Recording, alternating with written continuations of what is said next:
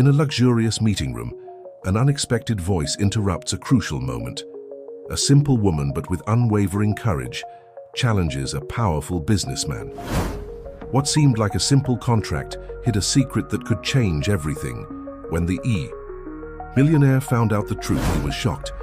Before you hear this surprising story, don't forget to subscribe to the channel for more inspiring stories. The clock on the wall of the conference room read 2:58 p.m. 2 minutes until the start of the negotiation that could change the fate of Horizon Construction, one of the largest real estate companies in the country. The air conditioner hummed softly, in contrast to the palpable tension that hung in the air.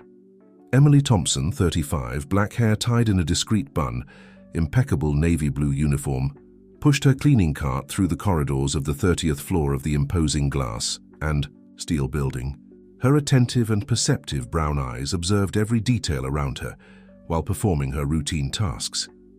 As she approached the conference room, Emily noticed the unusual activity.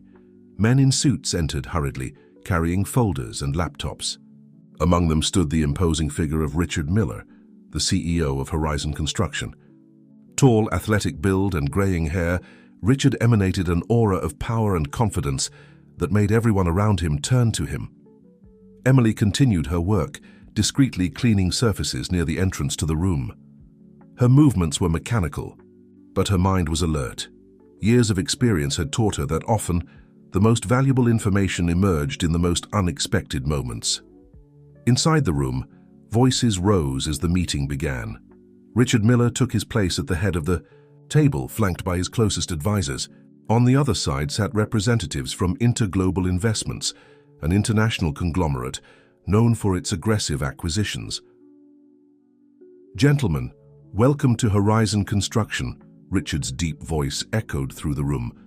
"We're here to finalize what I believe is the beginning of a very profitable partnership for both parties." The Interglobal representative, a middle-aged man with a sharp smile, leaned forward.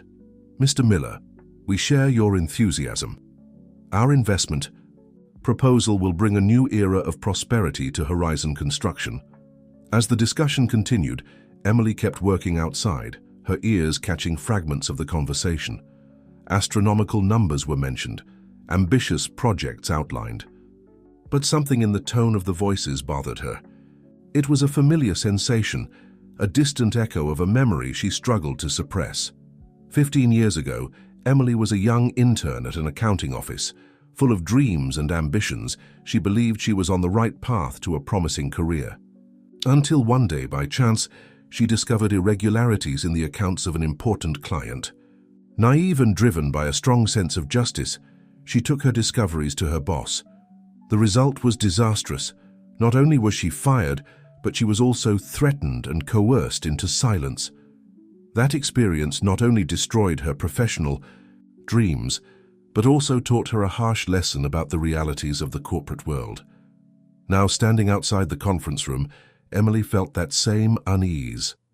The voices of the executives, though controlled, had a tone she recognized all too well. It was the sound of greed disguised as opportunity.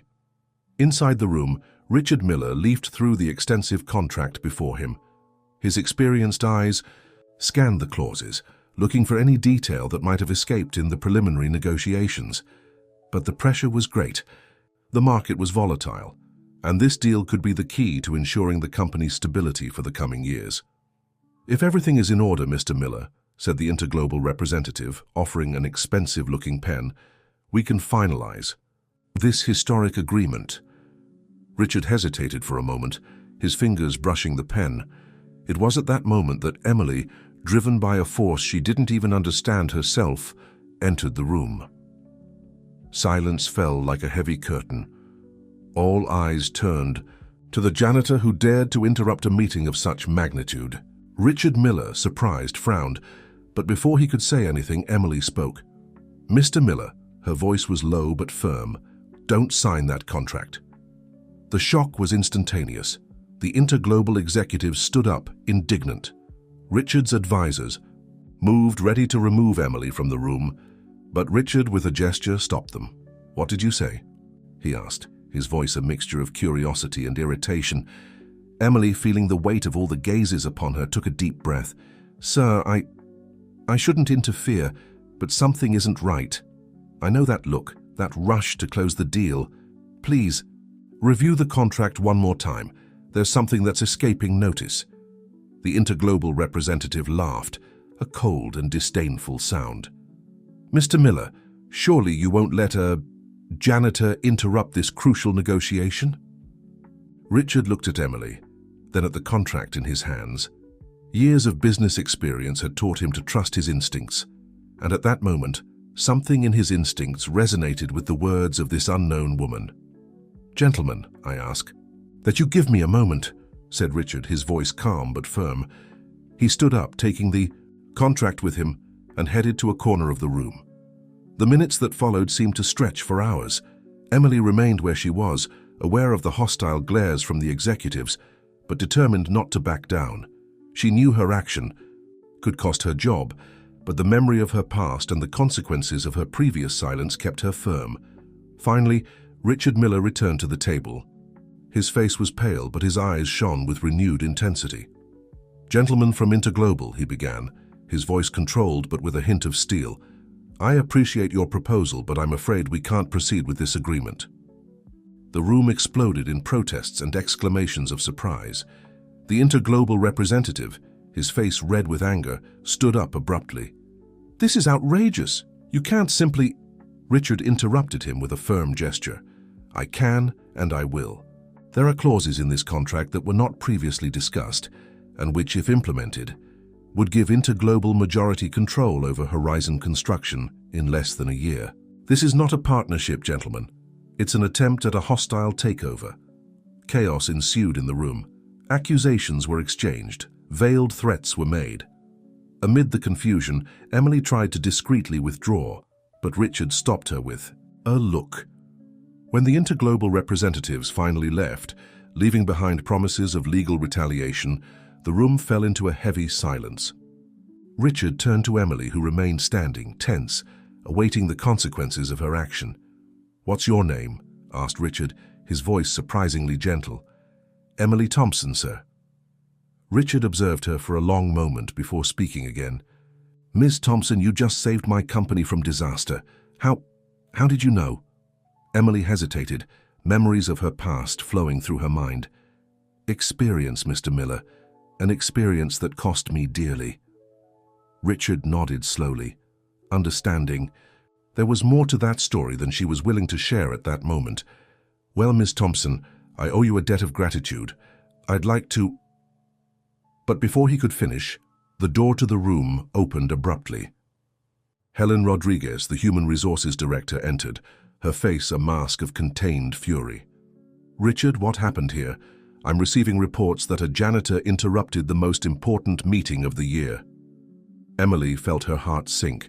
She knew what would come next. Years of experience in the corporate world had taught her that people in her position were disposable, no matter what they did. Richard looked from Helen to Emily, his face unreadable. For a moment, Emily thought she saw a flash of— what? Admiration? Gratitude? But soon he composed himself, resuming his CEO posture. "Helen, please escort Miss Thompson to your department. We have much to discuss about today's events." As she was escorted out of the room, Emily held her head high. She knew she was probably losing her job, but she didn't regret it. She had done what was right, and that, she had learned, was worth more than any financial security. What Emily didn't know, as she left the 30th floor, was that her life was about to change in ways she could never have imagined. The decision she had made that afternoon had not only saved Horizon Construction, but would also trigger a series of events that would test her courage, her integrity, and, above all, her ability to believe in herself and others. As the elevator doors closed, taking her back to the ground floor, Emily couldn't predict that this simple act of courage would be just the first step in a journey that would take her from the shadows of corporate corridors to the center of a story of redemption, love, and power. The sun had barely risen when Emily arrived at the door of the small apartment she shared with her son, Jack, 12, and her younger brother, Chris, 28. Her hands trembled slightly as she turned the key in the lock. The weight of yesterday's events still weighed on her shoulders. Upon entering, she was greeted by the familiar aroma of freshly brewed coffee. Chris, sitting at the kitchen table with a cup in his hands, looked up at her. His pale face and sunken eyes were a constant reminder of his struggle with a chronic illness that prevented him from working. "Tough night?" he asked, noticing Emily's deep, dark circles. She nodded, setting her bag on the counter. "You have no idea how much." Before she could elaborate, Jack emerged from his room, messy hair and wrinkled school uniform. "Mom, you're here! I thought—" "I was going to miss you taking me to school." Emily forced a smile, hugging her son. "Never, sweetheart. Come on, have your breakfast. We need to leave in 15 minutes. While Jack devoured his toast, Emily exchanged a meaningful look with Chris.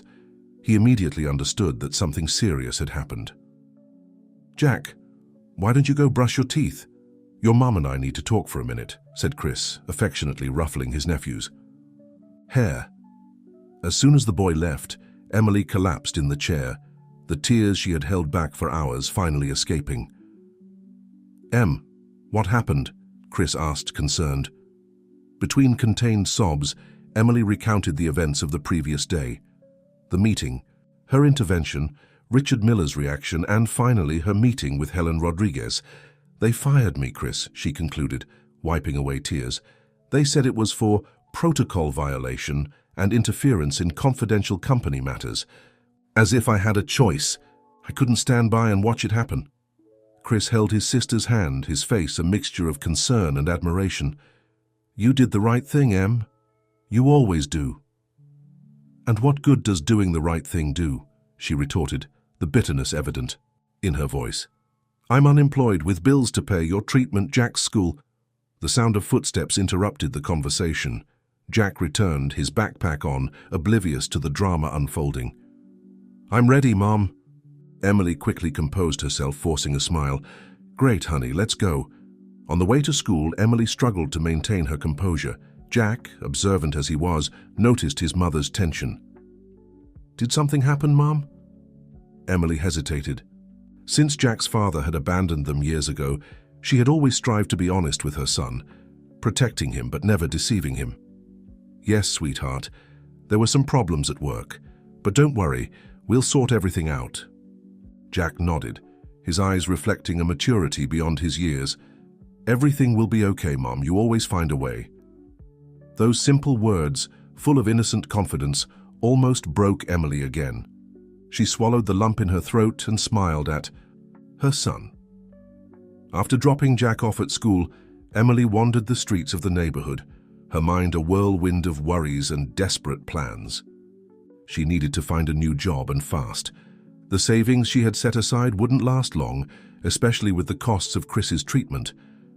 It was then that she noticed a man standing across the street, watching her. Something about him seemed familiar. Emily quickened her pace, turning a corner. To her surprise and apprehension, the man followed her. Her heart raced. Could it be problems related to Interglobal? Had they discovered her address? 1,000 scenarios passed through her mind as she desperately searched for a way out. Turning abruptly, she faced the pursuer. "What do you want?" The man raised his hands in a placating gesture. "Ms. Thompson, please, don't be alarmed. My name is Andrew Sanders. I'm Mr. Richard Miller's personal assistant."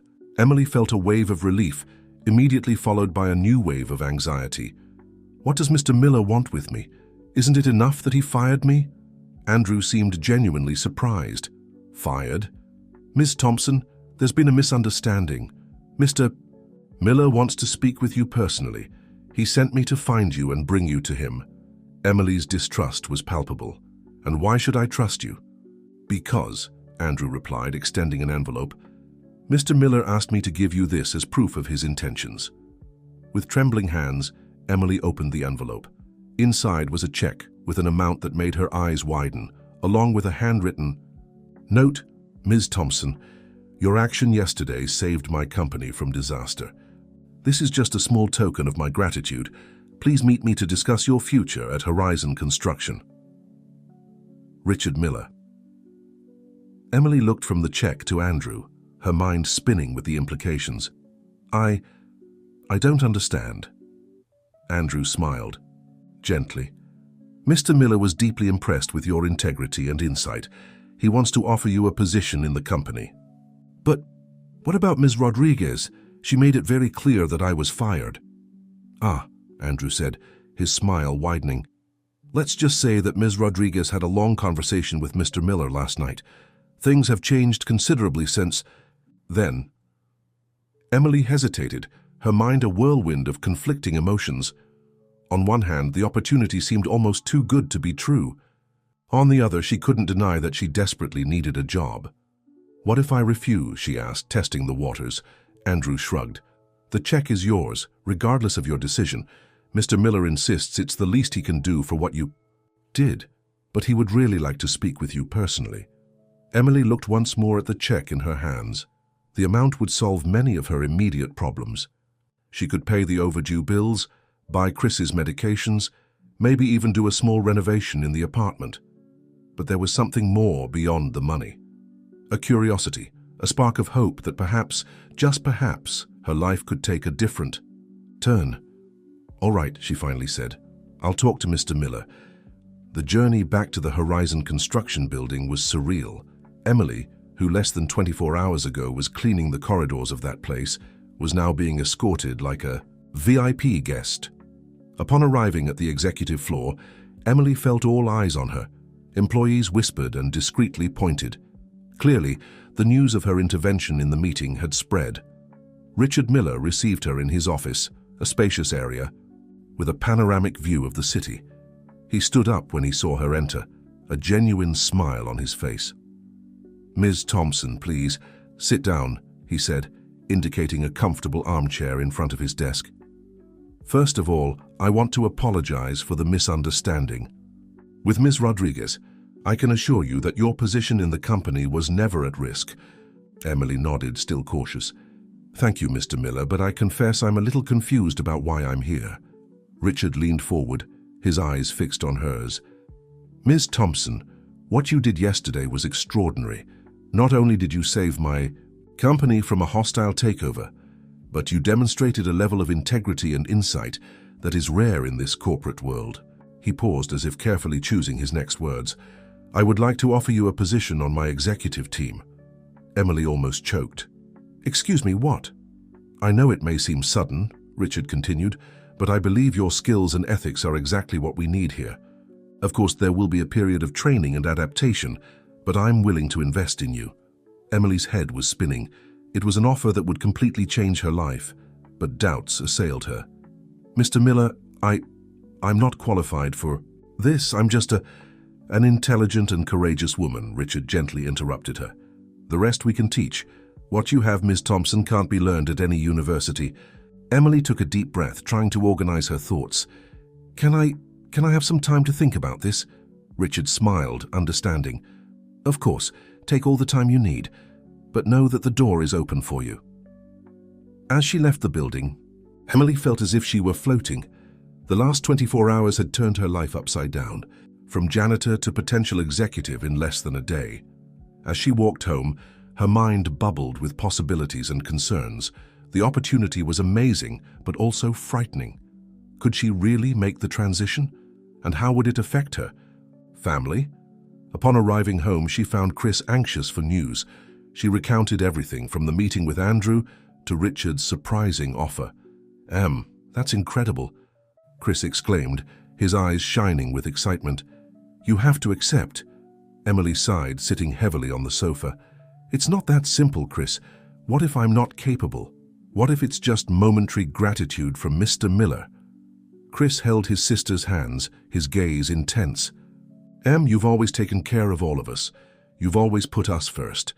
Maybe it's time for you to take a risk, to believe in yourself as much as we believe in you." Chris's words resonated deeply with Emily. She thought of Jack, of how this opportunity could change his future. She thought of Chris and how she could provide him with better treatment. That night, lying in her bed, Emily made her decision. Tomorrow she would accept Richard Miller's offer. It would be the beginning of a new journey, full of challenges and uncertainties, but also of hope and possibilities. What Emily didn't know was that her decision would trigger a series of events that would test not only her professional skills, but also her heart and her deepest values. The corporate world she was about to enter held secrets and dangers she could barely imagine. As sleep finally enveloped her, Emily couldn't predict that her life was about to intertwine in unexpected ways with that of Richard Miller, nor that the forces that had tried to take control of Horizon Construction were still lurking, waiting for the right moment to strike again. Tomorrow would bring not just a new job, but the beginning of a journey that would test the limits of her courage, integrity, and ability to love and trust again. Morning arrived with a mixture of expectation and apprehension for Emily. She looked at herself in the mirror, adjusting the new blazer she had bought the night before, a piece that consumed a good part of her savings, but which she considered a necessary investment for her new life. "You look beautiful, Mom," said Jack, standing at the bedroom door, his eyes shining with admiration. Emily smiled, pulling her son in for a hug. "Thank you, sweetie. Remember, Aunt Lucy will pick you up for school today, okay? Mommy has an important day ahead." Jack nodded, his expression serious. "Everything will be fine, Mom. You're the smartest person I know." Those simple words filled Emily's heart with courage. With one last look in the mirror, she took a deep breath and left, ready to face her new challenge. The Horizon Construction building seemed different that morning. It wasn't the physical structures that had changed, but Emily's perspective. Where before she saw only corridors to clean, now she saw possibilities and challenges. Andrew, Richard's assistant, was waiting for her in the lobby. "Good morning, Ms. Thompson. Mr. Miller is waiting for you in his office." The elevator rose silently to the executive floor. Emily could feel the curious glances of employees as she passed. Clearly, her presence there was causing a buzz. Richard Miller greeted her with a warm smile. "Ms. Thompson, it's good to see you. I hope you're ready for your first day." Emily nodded, trying to hide her nervousness. "I'm eager to begin, Mr. Miller." "Great," said Richard, standing up. "Let's start with a tour of the company. I want you to know each department, each process. Your unique perspective will be valuable in all aspects of our business." The next few hours were a true immersion in the world of Horizon Construction. Emily was introduced to directors, managers, and employees of all levels. She eagerly absorbed every piece of information, asking insightful questions that surprised even the most experienced executives. During lunch, Richard took her to an elegant restaurant near the office. As they ate, he observed her with curiosity. "Emily," he began, using her first name for the first time, "I'm impressed with your capacity for absorption. You have a unique perspective on our operation." Emily blushed slightly at the compliment. "Thank you, Mr. Miller. I've always been observant. When you work behind the scenes, as I did, you learn a lot about how things really work." Richard nodded. "Thoughtful. That's exactly why I want you on my team. You see things that we, often blind to the executive routine, don't notice." The conversation flowed naturally, covering everything from business strategies to personal stories. Emily was surprised at how at ease she felt in Richard's presence. Back at the office, Richard took her to a meeting room where the executive team was gathered. The tension was palpable when Emily entered. "Ladies and gentlemen," Richard announced, "I'd like to officially introduce Emily Thompson. She will be joining our executive team as a special consultant for strategy and operations." The silence that followed was broken by Helen Rodriguez, the HR director who had fired Emily days before. "With all due respect, Richard, this is absurd. Ms. Thompson is not qualified for this position." Emily felt her stomach sink but maintained her composure. Richard, for his part, remained calm. "Helen, I understand your concern, but Ms. Thompson has demonstrated a unique understanding of our operation and an integrity that is exactly what we need at this moment." Other executives began to murmur, some in support, others in doubt. Emily took a deep breath and stepped forward. "If I may," she began, her voice firm despite her internal nervousness, "I understand that my presence here may seem unusual. I don't have the traditional background you would expect. But what I do have is a unique perspective. I know this company from an angle that few know. I've seen the daily challenges, heard the concerns of employees at all levels, and I believe I can bring valuable insights to improve our operations and our corporate culture." A thoughtful silence followed her words. Slowly, some executives began to nod, impressed with her eloquence and confidence. Richard smiled, proud. "Well said, Emily. Now let's get to work. We have a lot to do." The following weeks were a whirlwind for Emily. She devoted herself intensely to learning every aspect of the business, often being the first to arrive and the last to leave the office. Her innovative ideas and practical approach began to gain respect among colleagues, even the most skeptical. One night, while working late, Emily was surprised by Richard entering her office. "Still here, Emily? You've been working harder than all of us combined." She smiled, tired but satisfied. "There's so much to learn, Mr. Miller. I want to make sure I'm up to the challenge." Richard observed her for a moment, an indecipherable expression on his face. "You're exceeding all expectations, Emily, but don't forget to live your life too. How is your son and your brother?" Emily hesitated, surprised that he remembered her family. "They're fine, thank you. Jack is adapting to the new school and Chris, well, he's struggling, but he's strong." Richard nodded, understanding. "If you need any help, don't hesitate to tell me. Your family is important." Those words touched Emily deeply. For the first time, she saw Richard not just as her boss, but as someone who genuinely cared. However, not everything was rosy. Emily began to notice strange looks and whispered conversations when she passed by. One day she overheard a conversation between two executives. "Did you see how Richard looks at her? I bet there's more to this story than just a consultancy." Emily felt her face burn with anger and shame. She knew her rapid rise would generate gossip, but she didn't expect her integrity to be questioned in this way. Determined to prove her worth, Emily dived even deeper into her work. She began to develop an ambitious project to improve the company's operational efficiency, something that could save millions. One night, while presenting the project to Richard in his office, she noticed something strange. A document on his desk caught her attention. It was a report on Interglobal, the company that had almost bought Horizon Construction. "Mr. Miller," she began hesitantly, "forgive me if I'm intruding, but is Interglobal still a threat?" Richard stared at her for a long moment before responding. "Emily, what I'm about to tell you is extremely confidential. Interglobal hasn't given up.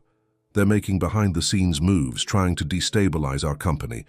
I suspect we have an internal informant." Emily's heart raced. She didn't expect her innocent question to reveal something so serious. "What can we do?" she asked, her mind already working on the possibilities. Richard smiled, but it was a tense smile. "That's why you're here, Emily. I need someone I can trust completely, someone who sees things from a different angle. Together, we're going to protect this company and everyone who depends on it." At that moment, Emily realized that her new job was much more than she had imagined. It wasn't just about spreadsheets and reports. It was about protecting dreams, jobs, and the legacy of a company that, she was beginning to realize, meant much more to her than she had ever expected. As she left the office that night, Emily felt the weight of responsibility on her shoulders, but she also felt a renewed determination. She had faced challenges before and overcome them. This would just be another battle, and she was ready to fight. What Emily didn't know was that the following weeks would test not only her professional skills, but also her heart. The line between the personal and the professional would begin to blur, and she would find herself at the center of a plot much larger than she could imagine. As she walked home under the starlit city sky, Emily couldn't predict that her destiny and that of Richard Miller were about to intertwine in ways that would change their lives forever. The clock read 11:30 p.m. when Emily finally arrived home. The apartment was quiet, illuminated only by the soft light of a lamp in the living room. Chris, sitting on the sofa with a book in his lap, looked up when he heard the door open. "Another long night?" he asked, his voice a mixture of concern and admiration. Emily nodded, dropping her folder on the table and collapsing next to her brother. It's been like this every day. There's so much to learn, so much to do. Chris observed his sister for a moment. Em, are you happy with all this? The question caught Emily by surprise. She pondered for a few seconds before answering. I'm fulfilled. It's challenging, sometimes scary, but I feel like I'm making a difference. And Mr. Miller, how has he been with you? Emily felt a slight blush rising up her neck. Richard has been incredible, patient, encouraging. He really believes in me, Chris. The use of her boss's first name didn't go unnoticed by Chris, who raised an eyebrow. Richard, is it? You two seem to be getting closer. It's not like that, Emily hastened to say, but her voice betrayed a hint of doubt. It's a strictly professional relationship. Chris smiled but didn't push the subject. Well, just be careful, okay? Remember who you are and where you came from. Don't let this new world change your essence. Chris's words echoed in Emily's mind as she prepared for bed. She knew she was changing, evolving, but she was determined not to lose sight of her values and roots. The next morning, Emily arrived early at the office, as usual. As she passed the reception, she noticed curious looks and whispers among the employees. Something was different. Upon reaching the executive floor, she found Andrew, Richard's assistant, with a worried expression. Good morning, Ms. Thompson. Mr. Miller asked to see you immediately in his office. Andrew's urgent tone made Emily's heart race. She hurried to Richard's office, knocking softly before entering. Richard was standing looking out the panoramic window. Upon hearing Emily enter, he turned. His normally composed face was tense, worried. Emily, good morning. Please, sit down. We have a serious problem. She obeyed, feeling the tension in the air. What happened, Mr. Miller? Richard sighed deeply before speaking. There's been an information leak. Confidential details about our future projects and market strategies were sent to Interglobal.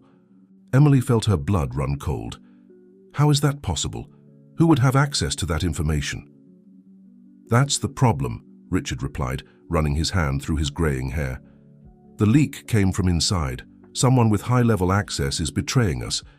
Emily's mind began to work furiously. Do we have any clue who it could be? Richard looked at her intensely.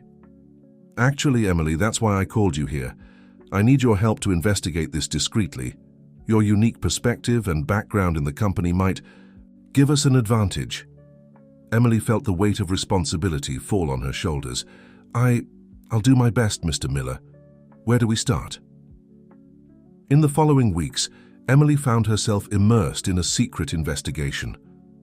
She analyzed records, observed behaviors, and looked for patterns that might indicate who was responsible for the leak. The work was exhausting and often frustrating. Emily found herself spending entire nights at the office, reviewing documents and cross-referencing information. Her dedication didn't go unnoticed by Richard, who often stayed late to help her. One night, as they worked together, Richard paused, looking at Emily with a soft expression. You're amazing, you know. I don't know what I'd do without you at. This moment, Emily felt her heart race at the compliment. Thank you, Mr. Miller, I'm just doing my job. Richard, he gently corrected. I think after all this, we can address each other by our first names, can't we? She nodded, a slight blush rising up her neck. Richard, I really believe we're going to discover who's behind this. He smiled, his eyes fixed on hers. For a moment, the air between them seemed charged with a different tension, not related to work. Richard took a step toward her, opening his mouth as if to say something more. At that moment, Emily's phone rang, breaking the moment. It was Chris, concerned about her prolonged absence. While talking to her brother, Emily noticed Richard moving away, an indecipherable expression on his face. She ended the call quickly, feeling a confusing mixture of emotions. Is everything okay? Richard asked, his voice neutral. Yes, it was just my brother. He gets worried when I work late. Richard nodded, understanding. You should go home. Emily, we've done enough for today. On the way back home, Emily couldn't stop thinking about the moment she had with Richard. She knew she was developing feelings for him, but struggled to keep everything strictly professional. In the days that followed, Emily noticed a subtle change in Richard's behavior. He seemed more distant, more formal. She wondered if she had done something wrong, or if he too was struggling with conflicting feelings. The investigation continued, and Emily was getting closer and closer to discovering the truth. Her suspicions began to focus on Helen Rodriguez, the HR director, who had always opposed her presence in the company. One day, while reviewing some old emails, Emily found something that made her heart stop. It was an exchange of messages between Helen and an interglobal executive, dated weeks before the attempted acquisition. With trembling hands, Emily printed the emails and ran to Richard's office. She entered without knocking, breathless and wide-eyed. "Richard, I found something. I think I know who the traitor is." Richard stood up, alarmed by her abrupt entrance. "Emily, what happened? What did you discover?" She held out the papers, quickly explaining her discovery. Richard read the messages, his face growing paler with each line. This is unbelievable," he muttered. "Helen? All this time?" Emily observed as Richard absorbed the information. She could see the pain and betrayal in his eyes. Helen was a long-time employee, someone he implicitly trusted. "What do we do now?" Emily asked softly. Richard looked at her, his eyes full of determination. "We're going to confront her. Right now." They headed to Helen's office, hearts racing. Upon entering, they found Helen on a phone call. Seeing them, she paled, quickly hanging up. "Richard, Emily, what can I do for you?" she asked, trying to maintain her composure. Richard placed the printed emails on her desk. "You can start by explaining this, Helen." What followed was a tense and emotionally charged scene. Helen, confronted with the evidence, initially tried to deny it. But under Richard's firm gaze and Emily's incisive questions, she finally crumbled. "I had no choice," she sobbed. "They blackmailed me. They threatened my family." Emily felt a mixture of pity and anger. "Why didn't you ask for help, Helen? Why betray the company this way?" Helen looked at Emily, her eyes full of regret and something else. Envy. "You wouldn't understand. Look at you now, Richard's favorite, rising quickly. Some of us had to fight for every inch of progress in this company." Richard interrupted, his voice cold. "Enough, Helen. Your actions have put at risk everything we've built here. You're fired, effective immediately, and you can expect legal action." As Helen was escorted out of the building, Emily found herself reflecting on how things had changed. Just a few months ago, she was the one being unjustly fired. Now she was an integral part of the team protecting the company. Back in Richard's office, they allowed themselves a moment of relief. The immediate threat had been neutralized, but both knew that the battle against Interglobal was far from over. "Emily," Richard began, his voice soft, "I don't know how to thank you. You've saved this company once again." She smiled, tired but satisfied. "We're in this together, Richard. It's our job to protect what we've built here." Richard observed her for a long moment as if making a decision. Then slowly he approached her. "Emily, there's something I need to tell you, something I've been feeling for some time." Emily's heart raced. She knew what was coming, and part of her desperately wanted it. But another part, the rational part, knew of the risks and complications that would come with it. Before Richard could continue, the phone on his desk rang insistently. It was the company board, demanding an emergency. The company board, demanding an emergency meeting to discuss the recent events. The moment passed, leaving both with a sense of something unfinished, unsaid. Richard sighed, running a hand through his hair. "We need to go, the board is waiting." Emily nodded, trying to hide her disappointment. "Of course, let's face this together." As they left the office side by side, Emily knew that things were about to change again. The immediate threat had been contained, but new challenges awaited them. And amid all this, there was this growing tension between her and Richard, an attraction that could no longer be ignored. The future was uncertain, but Emily was sure of one thing. Her journey at Horizon Construction was far from over. With each new challenge, she became stronger, more confident. And who knows what fate had in store for her and Richard. With these thoughts, she entered the meeting room, ready to face whatever came next. The boardroom was immersed in tense silence when Emily and Richard entered. The board members' gazes oscillated between curiosity and apprehension. The news of Helen's betrayal and the information leak had spread quickly, leaving a trail of uncertainty and concern. Richard took his place at the head of the table, with Emily sitting discreetly at his side. He cleared his throat, preparing to address the elephant in the room. "Ladies and gentlemen," Richard began, his voice firm despite the evident fatigue in his eyes, "we're here to discuss the recent events that threatened the stability of our company. Thanks to Ms. Thompson's diligence and insight, we were able to identify and neutralize the internal threat." The gazes turned to Emily, some admiring, others skeptical. One of the oldest board members, Mr. Anderson, leaned forward, his expression grave. "Richard, we can't ignore the fact that this is the second time in a few months that we've faced a serious crisis. First, the attempted hostile takeover, and now this. Shareholder confidence is shaken."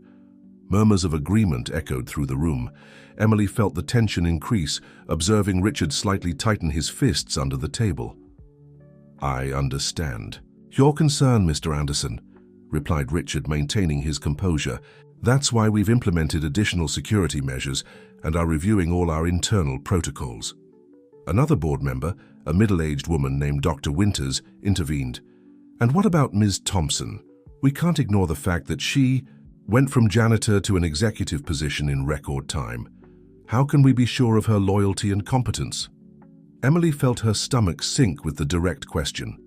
Before Richard could respond, she stood up, determined to face the doubts head-on. "Dr. Winters, members of the board," Emily began, her voice firm despite her internal nervousness. "I understand your concerns. My trajectory in this company is, without a doubt, unusual. But it was precisely this trajectory that allowed me to have a unique and comprehensive view of our operations. I'm not here to take anyone's place, but to add a different and valuable perspective." She paused, looking directly into the eyes of each board member before continuing. "My loyalty is to this company and the people who depend on it. I was the one who warned about the attempted hostile takeover, and I was the one who discovered the internal betrayal. I don't ask that you trust me blindly, but that you judge me by my actions and results." A reflective silence fell over the room.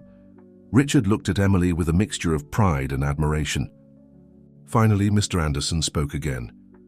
"Ms. Thompson, your frankness is admirable, but the fact remains we are in turbulent waters. What do you propose to ensure the stability and growth of Horizon Construction from here on?" Emily took a deep breath, feeling the weight of expectation.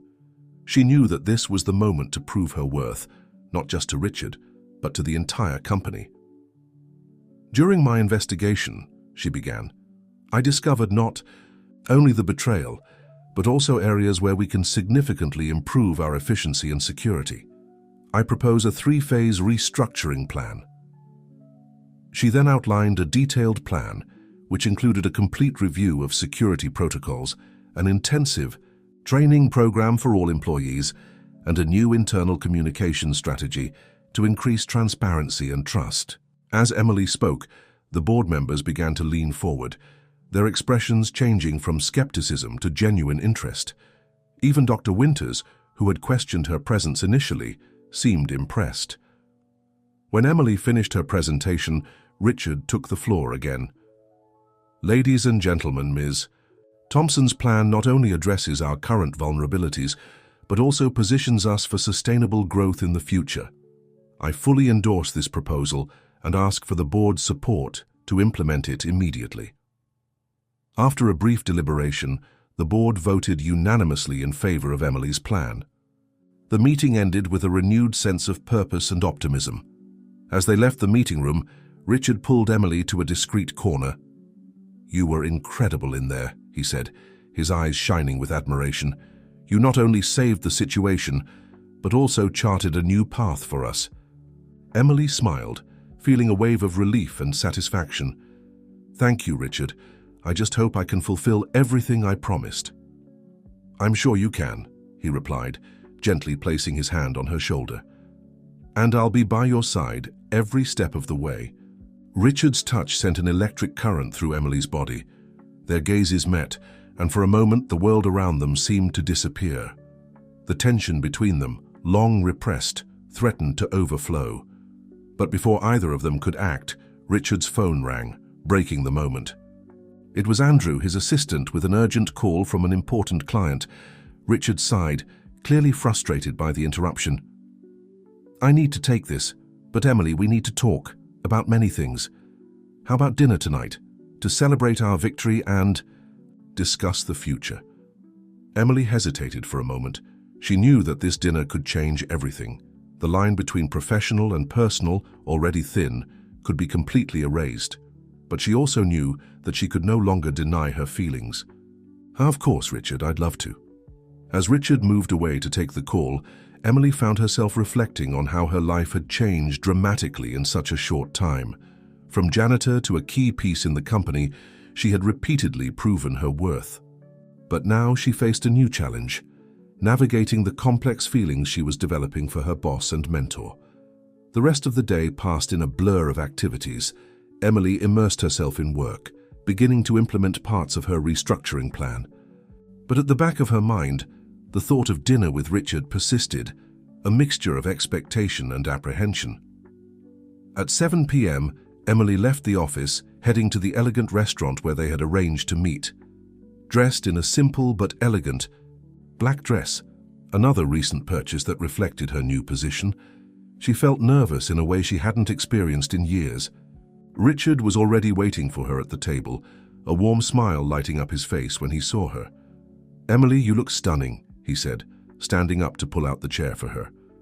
The dinner began with light conversation about work, but soon drifted to more personal topics. Richard talked about his childhood, his dreams, and the struggles he faced to build Horizon Construction. Emily, in turn, shared more about her life, about Jack and Chris, about the challenges she faced as a single mother. As the night progressed, the connection between them deepened. There were moments of laughter, of mutual understanding, and of silences loaded with meaning. Finally, after dessert, Richard placed his hand over Emily's. "Emily, I can no longer pretend that what I feel for you is just professional admiration. I know our situation is complicated, but..." At that moment, Emily's phone vibrated insistently. It was a message from Chris. "Emergency. Jack had an accident at school. We're at the hospital." Emily's world seemed to collapse. She stood up abruptly, quickly explaining the situation to Richard. Without hesitation, he grabbed his car keys. "I'll take you to the hospital. Come on, there's no time to lose." In the car, Emily's mind was a whirlwind of worries. Richard, sensing her distress, held her hand, offering silent comfort. At that moment, Emily realized that, regardless of what happened between them, Richard was someone she could trust, both professionally and personally. Arriving at the hospital, they ran to the emergency room. Chris met them in the corridor, his face pale with concern. Thank God you've arrived. Jack broke his arm during physical education class. He's okay, but scared." Emily ran to the room where Jack was, with Richard following closely. Seeing her, son lying on the hospital bed, his arm in a cast and his eyes full of tears, Emily felt her heart tighten. "Mom," Jack whimpered upon seeing her. Emily gently hugged him, whispering words of comfort. Richard stood at the door, observing the scene with a mixture of concern and something more. A growing realization that his feelings for Emily went beyond what he had imagined. Seeing her as a mother, so caring and strong, only deepened his admiration and affection. The following hours were a blur of medical consultations, paperwork, and decisions. Richard remained by Emily's side the entire time, offering silent support and dealing with the hospital bureaucracy. When they finally received discharge, it was past midnight. Richard insisted on taking them home, carrying a sleepy Jack to the apartment. At the apartment door, Emily turned to Richard, exhausted but deeply grateful. "Richard, I don't even know how to thank you for everything." He smiled softly, his eyes full of emotion. "No need to thank me, Emily. I care about you, about all of you." There was a moment of loaded silence, both aware that something had changed between them that night. It wasn't just attraction or professional admiration. It was something deeper, more complex. "We still need to have that conversation," Richard said softly. Emily nodded. Yes, we do, but not today. Today, I just want to thank you for being here. Impulsively, she leaned in and gave a soft kiss on Richard's cheek. It was a simple gesture, but loaded with meaning. Good night, Richard, she whispered. Good night, Emily, he responded, his voice hoarse with emotion. As she closed the door, Emily knew that her life was once again on the verge of a big change. The challenges at Horizon Construction, her evolving relationship with Richard, the needs of her family, all of this mixed into an uncertain future but full of possibilities. With a tired but hopeful sigh, Emily prepared for bed, knowing that tomorrow would bring new challenges and perhaps new joys. Her journey was far from over, and she could hardly wait to see where the next chapter would lead her. The days that followed Jack's accident were a whirlwind for Emily. Balancing the demands of her new role at Horizon Construction with the needs of a recovering son proved to be a greater challenge than she had expected. However, to her surprise, she found unexpected support in Richard. On a particularly hectic morning, Emily arrived at the office looking exhausted. She had spent the night awake with Jack, who was suffering from pain in his cast arm. Richard, noticing her state, called her to his office. Emily, he began, his voice gentle, you seem to be overloading yourself. Maybe it's time we consider some changes. She looked at him, confused and a little apprehensive. What kind of changes? Richard smiled, reassuring. I've been thinking, what do you think about implementing a flexible work program? Not just for you, but for all employees with similar family responsibilities. Emily's eyes widened at the suggestion. That would be amazing, Richard. But would the board approve something like this? Leave the board to me, he replied with a confident smile. Besides, who better to lead this initiative than you? Your personal experience will be invaluable in developing a program that truly meets the needs of employees. Emily felt a wave of gratitude and something more, a growing admiration for this man who continued to surprise her with his understanding and progressive vision. In the following weeks, Emily dived into the new project with renewed enthusiasm.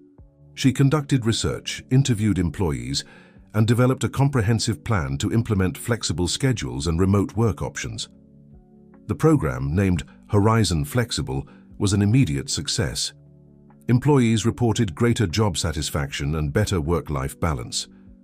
Productivity increased, and Horizon Construction began to be seen as an innovative company in work practices. One day, while Emily was presenting the preliminary results of the program to Richard in his office, she noticed something different in his look. There was admiration, certainly, but also something deeper, more personal. Emily, he began, his voice soft, you have been a blessing to this company, not only for your exceptional work, but for making us see things from a different perspective. She blushed at the compliment, feeling her heart race. Thank you, Richard, that means a lot to me. There was a charged moment of silence between them. Richard took a step toward her, his eyes fixed on hers. Emily, At that instant, the door to the office opened abruptly. Andrew, Richard's assistant, entered hurriedly, his face pale with concern. Mr. Miller, excuse the interruption, but we have a situation. Interglobal. They're making a public announcement. It's on TV now. Richard and Emily exchanged alarmed looks before. Running to the conference room, where several executives were already gathered, watching attentively on a large TV monitor. On the screen, the CEO of Interglobal, a middle-aged man with a calculating smile, was giving a press conference. It is with great enthusiasm that we announce our intention to acquire Horizon Construction. We believe this merger will bring immeasurable benefits to both companies and to the market as a whole. The room exploded in exclamations of shock and indignation. Richard, his face a mask of contained fury, turned to his team. How is this possible? We rejected all their offers. Emily, her brain working quickly, suddenly had a flash of understanding. Richard, she said quietly, pulling him to a corner, I think I know what's happening. Remember those hidden clauses in the original contract? I bet they found a legal loophole to force the acquisition. Richard's eyes widened with the realization. My God, you might be right. But how do we combat this? Before Emily could respond, her phone vibrated. It was a message from an unknown, Number, not everything is as it seems. There's more to this story than you know. Meet me in the parking lot in 10 minutes if you want the truth. Emily showed the message to Richard, both hesitant about how to proceed. It could be a trap, Richard warned. Or it could be our only chance to understand what's really happening, Emily countered. After a moment of deliberation, they decided that Emily would go to the meeting with Richard and discreet security on standby in case something went wrong. In the shadowy parking lot, Emily waited nervously when a figure emerged from the shadows. To her surprise, it was Helen Rodriguez, the former HR director who had been fired for leaking information. "Helen," Emily exclaimed, shocked. "What are you doing here?" Helen seemed nervous, constantly looking over her shoulder. "Emily, I made terrible mistakes, I know. But there are things you and Richard need to know. Interglobal, they're not the real enemy here." "What do you mean?" Emily asked, cautious but intrigued. Helen took a deep breath before continuing. "Interglobal's acquisition attempt is just the tip of the iceberg. There's someone within the Miller family itself who is orchestrating all of this, someone who wants to see Richard out of the company at any cost." Emily felt her blood freeze. Who? Richard's brother, Thomas Miller. He always felt that he should be in charge of the company. He has been working behind the scenes with Interglobal, providing inside information and manipulating situations to force Richard to sell. Emily's mind was spinning with this new information. She knew Richard had a brother, but he was rarely mentioned. "Why are you telling me this now, Helen?" Helen's eyes filled with tears. "Because I was used. Thomas blackmailed me, using information about my past. But I can't live with this guilt anymore. Richard and the company don't deserve this." At that moment, Richard emerged from the shadows, having heard the entire conversation. His face was pale with shock and betrayal. "Thomas, my own brother," he murmured, the pain evident in his voice. Emily instinctively placed her hand on his shoulder, offering silent comfort. Helen handed Emily a flash drive. "Here's all the evidence I managed to gather. Emails, call records, financial transactions. It's all there." Richard looked at Helen, a mixture of gratitude and distrust in his eyes. "Why should we trust you now?" "Because," Helen replied, her voice trembling, "I'm willing to testify, to take my part in the blame. It's time to correct my mistakes." The silence that followed was heavy, loaded with implications. Emily looked at Richard, seeing the storm of emotions in his eyes. "What do we do now?" she asked softly. Richard straightened his shoulders, a fierce determination replacing the initial shock. "Now, we fight. For the company, for our employees, and for the truth." As they returned to the office, Emily felt the weight of responsibility on her shoulders. They were about to enter a battle that could redefine not only the future of Horizon Construction, but also their own lives. What they didn't know was that this revelation was just the beginning. The following weeks would test not only their professional skills, but also the strength of their evolving relationship. As they prepared to face Thomas and Interglobal, Emily and Richard would have to navigate turbulent emotional waters, confronting painful truths about family, loyalty, and love. The road ahead was uncertain, but one thing was clear. Together, they were a force to be reckoned with, and they wouldn't give up without a fight. Richard Miller's office, normally a bastion of calm and professionalism, now pulsed with a tense and frantic energy. Emily, Richard, and a small team of trusted individuals spent the last 48 hours immersed in the information provided by Helen, unraveling a web of intrigue that went far beyond what any of them could have imagined. "I can't believe it," murmured Richard, running his hand through his graying hair in a gesture of frustration. "Thomas, my own brother, how could he do this?" Emily, sitting beside him, gently placed her hand on his arm.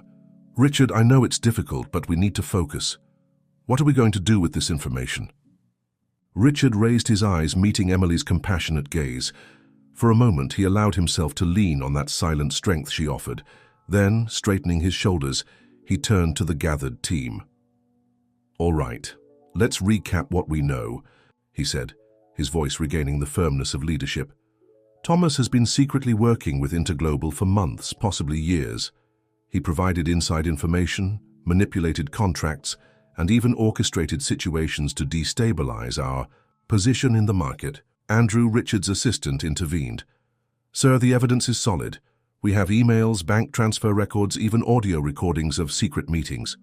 "The problem," continued Emily, "is how we use this information without completely destroying the company's reputation. If this leaks to the press, the scandal could sink Horizon Construction." The silence that followed was heavy, each person in the room aware of the enormous implications of their next actions. Finally, Richard spoke, his voice loaded with determination. "We're going to confront him, directly. No press, no public scandal. At least not yet." Emily looked at him, surprised. "Are you sure? He might deny everything, destroy evidence." "He's my brother," Richard answered, a mixture of pain and resolution in his eyes. "As much as this hurts me, he deserves the chance to explain his actions. And maybe there's still a way to resolve this within the family." The team exchanged uncertain looks, but no one dared to question Richard's decision. Emily, however, felt a pang of concern. She admired Richard's integrity, but feared that his family ties might blind him to the real danger Thomas represented. In the hours that followed, a plan was meticulously elaborated. Richard would call an urgent family meeting, claiming health issues as a pretext. Emily and the security team would be on standby, ready to intervene if necessary. The next morning, Emily found herself at the Miller mansion, an imposing mansion that exuded history and power. Hidden in a room adjacent to the library where the meeting would take place, she could hear the muffled voices of Richard and Thomas. "Brother, what a pleasant surprise." Thomas's voice sounded jovial, with no trace of the betrayal he had perpetrated. "I hope it's nothing serious. You mentioned concerns about your health." "Actually, Thomas," Richard's voice was controlled, but Emily could detect the underlying tension. "It's not about my physical health. It's about the health of our company team and our family." There was a pause, and Emily could imagine Thomas's expression changing.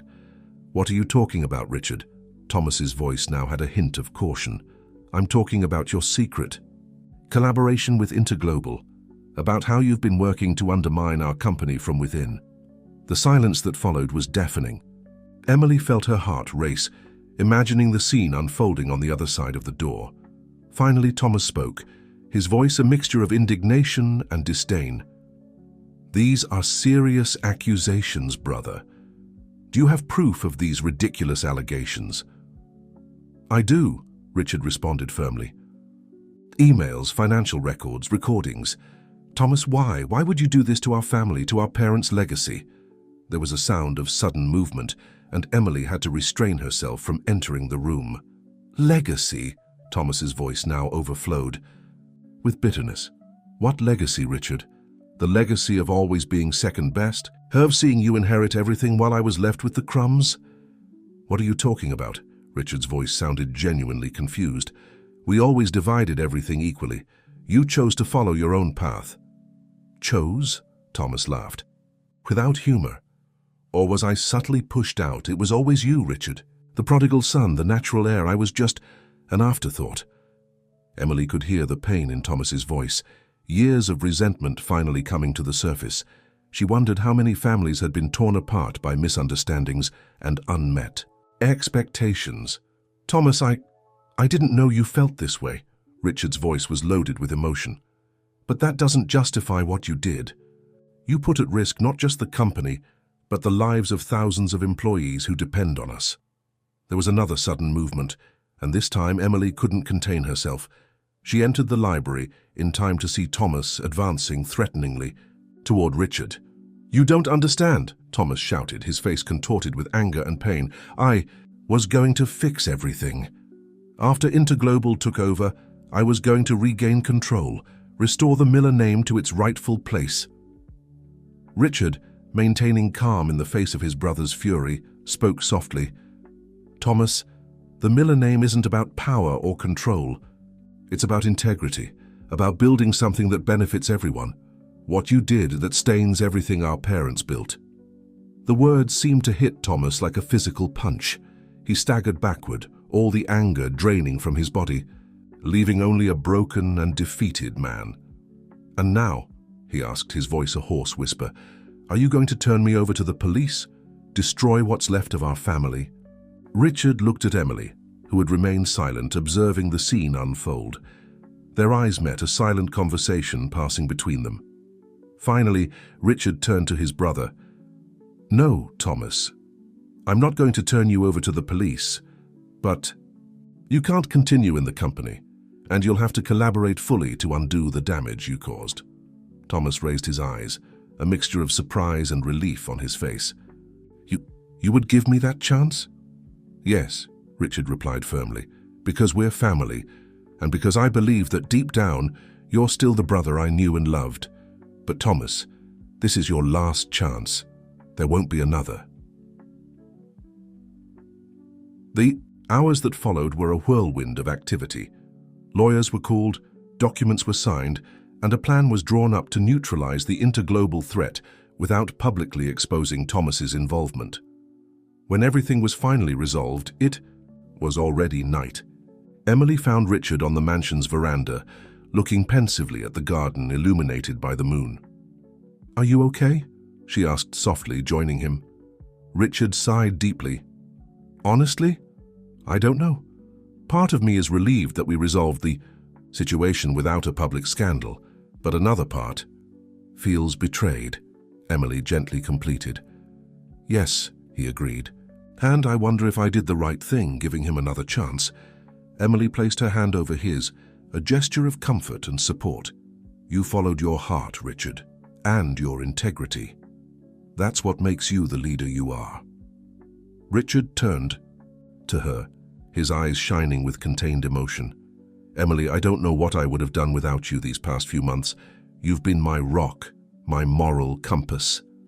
They looked at each other, the air between them charged with unspoken emotion. Slowly, almost hesitantly, Richard leaned toward her. Emily felt her heart race, knowing they were on the verge of crossing a line that would change everything. But before their lips could touch, the sound of footsteps interrupted them. It was Andrew, looking apologetic. "Mr. Miller, sorry to interrupt, but we have an urgent situation with one of the projects abroad."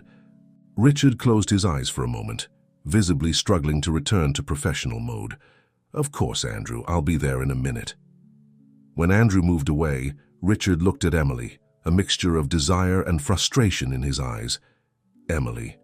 Haastun, she smiled softly, placing a finger on his lips. "I know, Richard. We have a lot to talk about. But now is not the time. The company needs you." He nodded, grateful for her understanding. "You're amazing. You know that?" With one last look loaded with unspoken promises, Richard moved away to deal with the new crisis. Emily remained on the veranda, her heart a mixture of conflicting emotions. She knew her relationship with Richard was changing, evolving into something deeper and more complex. But she was also aware of the challenges this evolution would bring. As she looked at the moon, Emily wondered what the future held for her, for Richard, and for Horizon Construction. One thing was certain: the journey was far from over. New challenges, both personal and professional, awaited them. With a determined sigh, she turned to go back to work. After all, there was a company to save and a future to build, and Emily was ready to face whatever came next, with courage, integrity, and perhaps with a new love by her side. The weeks that followed the confrontation with Thomas were a whirlwind of activities for Emily and Richard. Horizon Construction was on high alert, working tirelessly to neutralize the threats left by Thomas's actions and strengthen its position in the market. Emily found herself at the center of it all, leading a special task force to review and restructure the company's internal processes. Her unique skills, combining the perspective of someone who knew the company from bottom to top with her newly acquired executive experience, proved invaluable. One afternoon, while working late in her office, Emily was surprised by a soft knock on the door. It was Richard, looking tired, but with a gleam of determination in his eyes. "Still working?" he asked, a soft smile on his lips. Emily smiled back, feeling that familiar wave of warmth that Richard's presence always provoked. There's always more to do, and I thought you'd gone home hours ago. Richard entered, closing the door behind him. Actually, I wanted to talk to you, away from the curious ears and eyes of the office. Emily's heart raced. They had been so busy in recent weeks that they barely had time to breathe, much less address the almost intimate moment they had shared on the night of the confrontation with Thomas. Of course, she replied, trying to keep her voice calm. What do you want to talk about? Richard approached, sitting in the chair in front of her desk. First, about work. The board is extremely impressed with your performance during this crisis. They want to formalize your position as Chief Operating Officer. Emily blinked, surprised. Chief Operating Officer. Richard, that's wow. He smiled, genuinely happy with her reaction.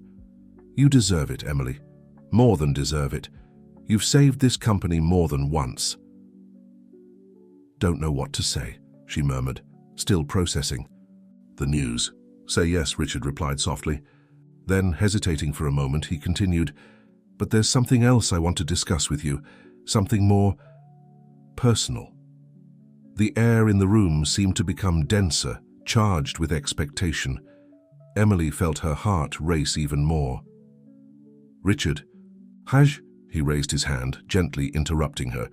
Please let me speak first. Emily, these last few months have been a roller coaster. We've faced crises, betrayals, challenges that I never imagined. And through all of this, you've been my rock, my partner, my... He paused, seeking the right words. I've fallen in love with you, Emily. Not just for your intelligence or professional skills, but for your strength, your compassion, your integrity. Emily felt tears forming in her eyes.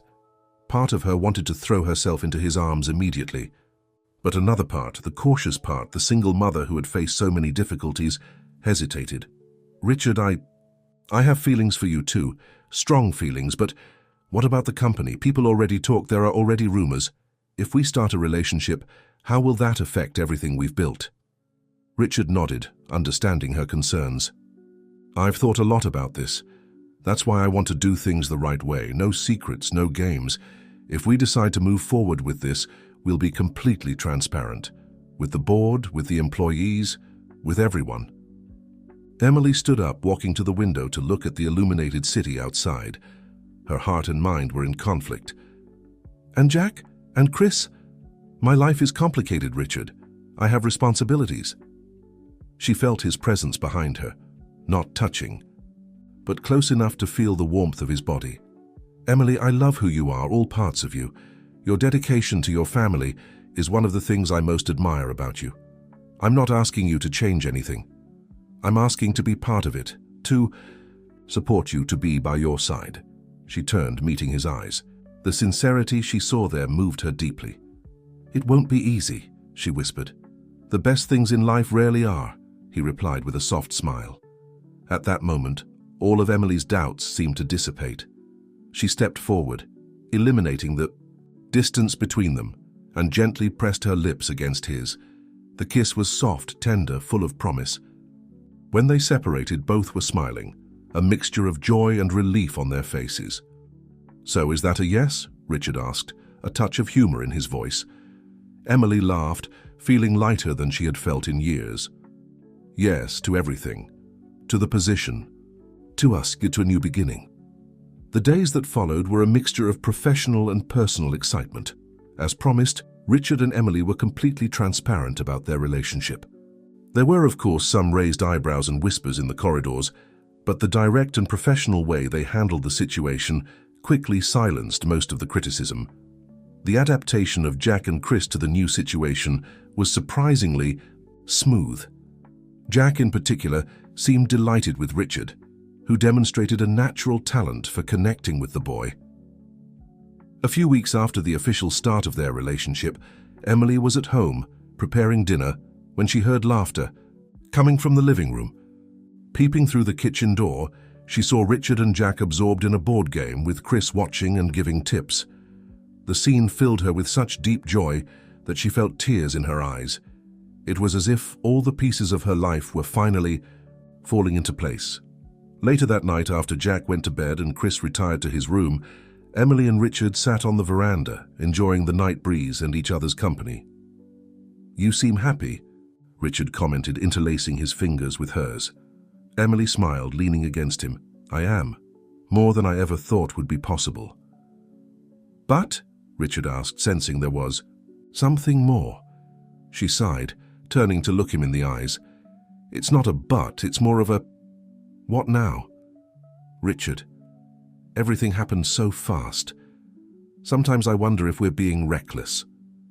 Richard considered her words for a moment before responding. I understand your concern, but Emily, look at everything we've faced together. Corporate crises, family betrayals, personal challenges. And at each obstacle, we became stronger, more united. That doesn't seem like recklessness to me.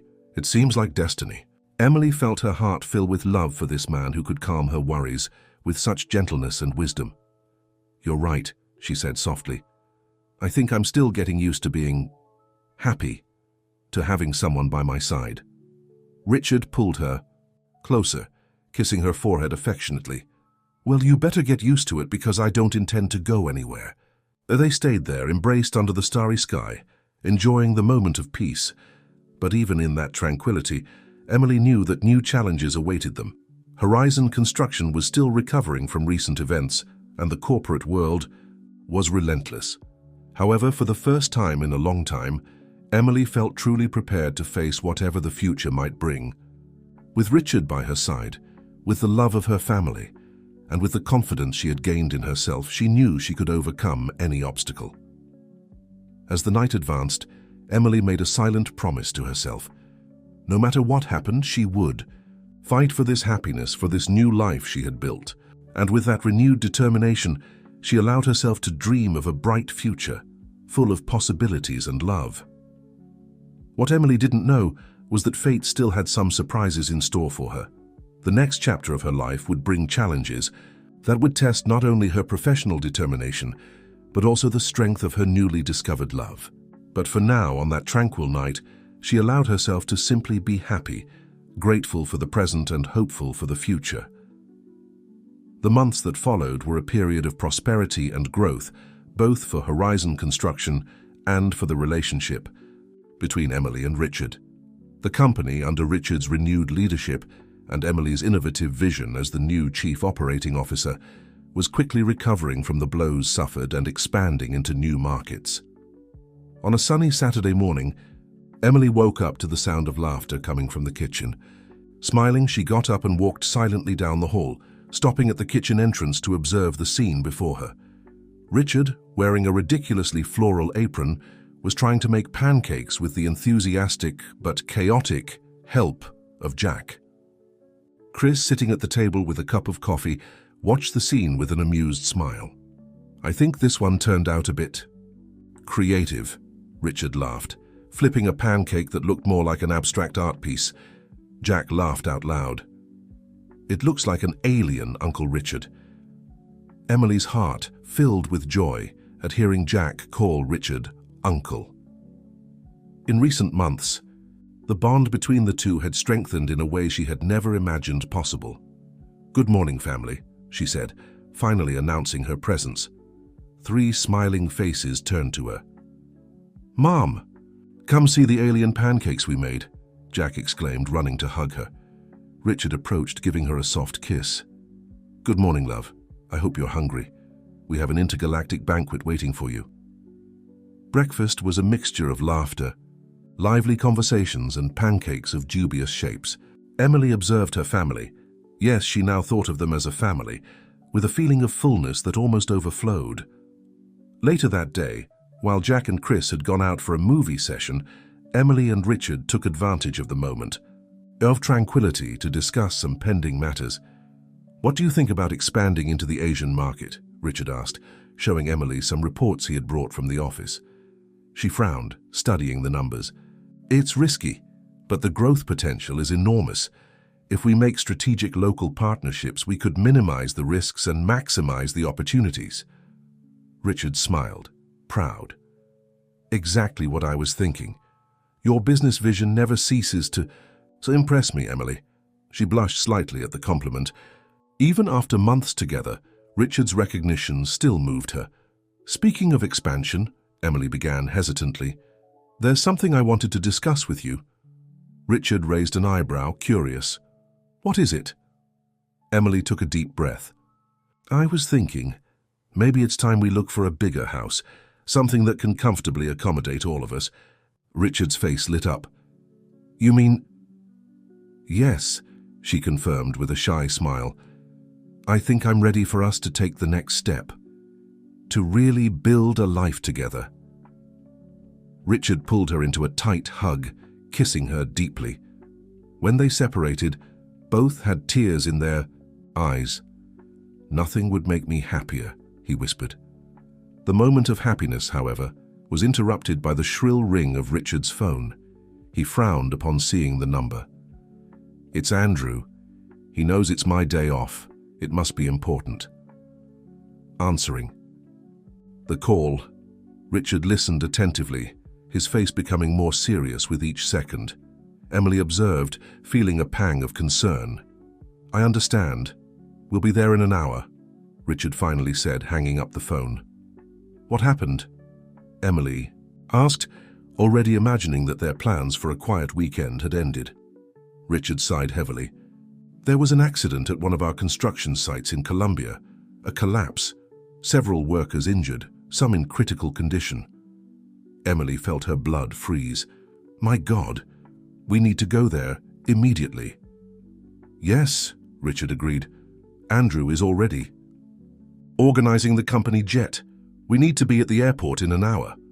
The following hours were a whirlwind of activity. Calls to Chris explaining the situation and asking him to take care of Jack. Quickly packed bags, a tense trip to the airport. On the plane, Emily and Richard worked tirelessly, coordinating rescue teams, dealing with local authorities, and preparing strategies to handle the press. "How could this happen?" Emily murmured, looking over the preliminary reports. "All our safety protocols."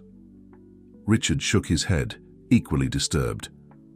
"We don't know all the details yet. But I promise you, Emily, we will find out exactly what happened and do everything necessary to help the victims and their families." Upon arriving in Colombia, they were immediately taken to the accident site. The scene was devastating. Debris. Everywhere, rescue teams working frantically, the air heavy with dust and fear. Emily and Richard immersed themselves in the work, coordinating efforts, talking to traumatized employees, offering comfort where they could. The hours dragged on, each minute bringing new crises to be managed. It was during a brief pause when Emily moved away to make a call to Jack, assuring him she was okay, that she heard a conversation that left her frozen. Two local workers, without noticing her presence, were conversing in rapid Spanish. "This wasn't an accident," one of them whispered. "I heard someone sabotage the supports." "Shh," the other replied, looking nervously around. "Don't say that. It's dangerous." Emily felt her heart accelerate. Sabotage? If this were true, the implications would be catastrophic. Quickly returning to Richard, she pulled him aside, sharing what she had heard. His face paled. "If this is true," he began, but was interrupted by a shout coming from the excavation area. "We found another one. He's alive." The chaos that followed was intense. Emily and Richard observed tense as the rescue teams worked to free the trapped worker. When they finally brought him to the surface, covered in dust and blood, but alive, there was a moment of collective relief. But the joy was brief. As the worker was being rushed to an ambulance, Emily noticed something falling from his pocket. Acting on instinct, she approached and picked up the object. It was a small electronic device, something that definitely shouldn't be there. Exchanging a significant look with Richard, Emily discreetly pocketed the device. They would need to investigate this later, away from curious eyes. As night fell, fatigue began to weigh on everyone. Richard finally convinced Emily to go to the hotel to rest a bit, promising he would call her if there was any news. In the hotel room, alone for the first time in hours, Emily finally allowed emotions to dominate her. The tears she had held back all day finally fell, a mixture of sadness for the victims, fear for what they had discovered, and an overwhelming longing for Jack. As she cried silently, Emily couldn't help but think about how her life had changed. Just over a year ago, she was just a janitor struggling to survive. Now she was at the center of an international crisis, carrying the weight of decisions that would affect hundreds of lives. The soft sound of a knock on the door pulled her from her thoughts. It was Richard, looking as exhausted as she felt. Without saying a word, he pulled her into a tight hug. They stayed like that for a long moment, seeking comfort in each other. "What are we going to do?" Emily finally asked, her voice muffled against Richard's chest. He sighed deeply. "We're going to discover the truth, Emily, no matter where it leads us, and then we're going to fix this together." Emily nodded, feeling a wave of determination replace the fatigue. She knew the days ahead would be difficult. The investigation, the possible implications of sabotage, the care for the victims and their families, all of this would weigh on them. But looking into Richard's eyes, Emily also knew she wasn't alone. They would face this together, as a team, as partners, as family. As they prepared for another long day ahead, Emily made a silent promise. She would discover the truth behind this accident no matter the cost. And in the process, she would prove once again that her journey from the cleaning room to the boardroom was not by chance. What Emily didn't know was that this investigation would lead them to shocking discoveries that would test not only her ability as a leader, but also the strength of her relationship with Richard. The horizon, once so bright, was now clouded with mystery and danger. The days that followed the accident in Colombia were a frantic mixture of crisis management, secret investigations, and sleepless nights for Emily and Richard. The electronic device that Emily had recovered at the accident site was discreetly sent for analysis, while they continued to coordinate rescue efforts and support for the victims and their families. Emily spent countless hours interviewing workers, reviewing safety protocols, and searching for any clue that might reveal what really happened. Richard, meanwhile, dealt with the press, local authorities, and the increasingly anxious board back in the United States. 5 days after the accident, Emily was in her hotel room reviewing yet another pile of reports when a knock on the door startled her. It was Richard, his face a mixture of exhaustion and urgency. "The analysis of the device came back," he said without preamble, closing the door behind him. "It's a remote-controlled detonator. Emily, this wasn't just sabotage, it was a deliberate attack." Emily felt the blood drain from her face. But who would do this? And why? Richard ran a hand through his hair, a habitual gesture when he was stressed. "I don't know. But we have to find out before anyone else gets hurt." They stayed up all night going over all the evidence, all the possible motives, all the potential suspects. By dawn, they had narrowed it down to 2 possibilities. Either it was a disgruntled former employee seeking revenge, or it was connected to their recent expansion into the Colombian market, which had ruffled some feathers among local competitors. "We need more information," Emily said, rubbing her tired eyes. "Someone here knows something. We need to find that person." Richard nodded, squeezing her hand. "I've arranged for a meeting with all the site supervisors this morning. If someone knows something, we'll find it out." The meeting was tense, with each supervisor nervously recounting their version of events. Nothing seemed out of the ordinary until the last supervisor, a middle-aged man named Carlos, mentioned something that caught Emily's attention. "There was a visitor," he said, almost as an afterthought. "The day before the accident, a man in a suit said he was from the main office. He spent a lot of time in the structural area." Emily and Richard exchanged a look. No one from the main office had been sent to the site that week. "This man," Richard asked, his voice carefully neutral, "can you describe him?" Carlos thought for a moment. "Tall grey hair, expensive suit, had a scar on his left cheek, spoke Spanish with an American accent." Emily felt a chill run down her spine. She had seen this man before at the Horizon Construction headquarters, talking to one of the board members. After the meeting, Emily pulled Richard aside. "I know who that man is," she whispered. "He's connected to Edward Palmer, one of your board members. I saw them together at the headquarters last month." Richard's face darkened. "Edward? But why would he?" He stopped, a realization dawning on his face. The Asian expansion. Edward was vehemently against it. He said it was too risky, that we should focus on consolidating our position in the Americas first. But to go from disagreement to sabotage and endangering lives, Emily shook her head, disbelieving. That's a huge leap. Unless there's more to it, Richard said grimly. We need to dig deeper, but discreetly. If Edward is involved, we need solid evidence before making any accusations. The next few days were a delicate dance of investigation and normal operations. Emily and Richard worked separately, gathering information, connecting dots, all while continuing to manage the crisis and care for the victims. What they discovered was even more disturbing than they had imagined. Edward Palmer was not just against the Asian expansion. He was actively involved with a rival company that stood to lose significant market share if Horizon Construction succeeded in Asia.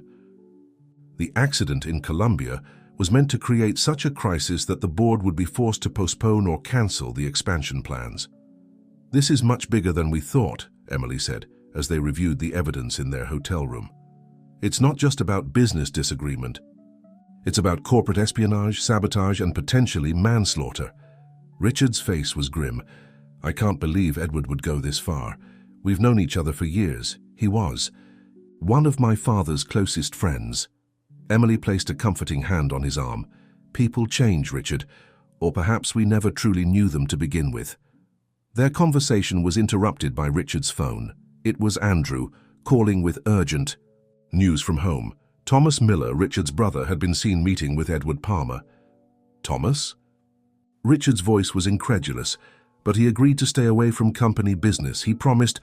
Emily's mind was racing. Richard, what if Thomas never intended to honor that promise? What if he's been working with Edward all along? The pieces were starting to fall into place. Thomas's resentment, Edward's opposition to the expansion, the mysterious visitor at the construction site, it all pointed to a conspiracy much larger and more dangerous than they had anticipated. We need to go back, Richard said, already pulling out his suitcase. Now we need to confront them before they can do more damage. As they prepared to leave Colombia, Emily couldn't help but feel a mixture of dread and determination. They were heading into what could be the biggest challenge of their careers and their relationship. But she was ready. With Richard by her side, she felt capable of facing anything. What she didn't know was that the confrontation awaiting them would test not only their professional resolve, but also the very foundation of their personal relationship. The forces aligned against them were powerful, motivated, and dangerous, and they would stop at nothing to achieve their goals. As the plane took off, heading back to the United States, Emily looked out the window at the receding lights of Bogota. Whatever awaited them back home, one thing was certain: nothing would ever be the same again. The flight back to the United States was tense, with Emily and Richard spending most of the time strategizing about their next steps. They needed to be careful. If Edward Palmer and Thomas Miller were indeed working together, they were dealing with individuals who had wealth, connections, and apparently no moral qualms about endangering lives. We need evidence, Emily insisted. Solid, irrefutable evidence that will stand up in court and convince the board. Richard nodded, his face showing the strain of the last few days. I've asked Andrew to discreetly gather all communications between Edward and any external contacts over the past year, and I've instructed our security team to place Thomas under surveillance. Emily frowned, concerned about the legal implications. Are you sure about that? Surveillance without a warrant? It's not ideal, Richard admitted, but right now I'm more concerned about preventing another accident than about legal technicalities. Lives are at stake, Emily. She couldn't argue with that. The memory of the injured workers, some still fighting for their lives in Colombian hospitals, was fresh in her mind. Whatever it took to prevent another tragedy, she was willing to do. Upon landing, they were met by Andrew, who ushered them quickly to a waiting car. We have a situation, he informed them as they drove. Edward has called an emergency board meeting for tomorrow morning. The agenda includes a vote on your leadership. Richard's jaw tightened. He's making his move, trying to oust me before we can expose him. There's more, Andrew continued, his voice grim. "We've been monitoring Thomas as you requested. He's been seen meeting with several board members in the past 24 hours. I think they're rallying votes against you." Emily felt a cold knot of fear in her stomach. Everything was happening faster than they had anticipated. "What do we have? Any concrete evidence linking them to the Columbia incident?" Andrew handed her a folder. "Some, but not enough. We have financial transfers from an offshore account linked to Edward to a known mercenary group in Colombia. And we have phone records showing Thomas called this same group multiple times in the weeks leading up to the accident. But it's all circumstantial, nothing that directly proves they ordered the sabotage." Richard slammed his fist against the seat in frustration. "We need more. We need something definitive." Emily was already flipping through the documents, her mind racing. "Wait," she said, pointing to a particular entry in the phone records. "This number here, it's not just any phone. It's registered to Helen Rodriguez." Richard's eyes widened. "Helen? But she's been cooperating with us since the Thomas affair. Why would she be involved in this?" "Maybe she's not," Emily said, an idea forming. "Maybe she's gathering evidence on her own. She did say she wanted to make amends for her past actions." A spark of hope lit Richard's eyes. "If Helen has information, we need to find her. Now." They redirected the car to Helen's last known address, a modest apartment in the suburbs. But when they arrived, they found the apartment empty, with signs of a hasty departure. Drawers left open, clothes strewn about, a half-eaten meal on the table. "She left in a hurry," Emily observed, picking up a discarded phone on the floor. "And she left her phone behind. That's odd." Richard was examining some papers on a desk. "Emily, look at this," he called, holding up a handwritten note. "It's an address and a time, tonight, 8 p.m. at the old Miller warehouses." Emily checked her watch. It was already 6:30 p.m. "We need to be there," she said firmly. "It might be our only chance to get the evidence we need before the board meeting."